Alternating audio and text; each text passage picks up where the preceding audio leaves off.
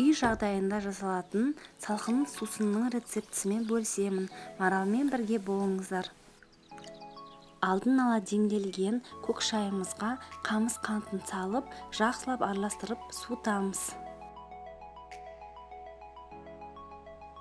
Бір лимонымызды екі бөлікке бөлеміз, бір бөлігін жіңішкелеп, дөңгелектеп турап аламыз.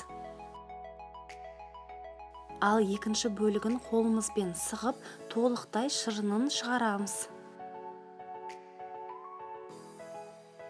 Өзіміз қалаған шыны ыдысымызға лимонның бөліктерін, жалбыз жапырақтарын, лимон шырынын құямыз.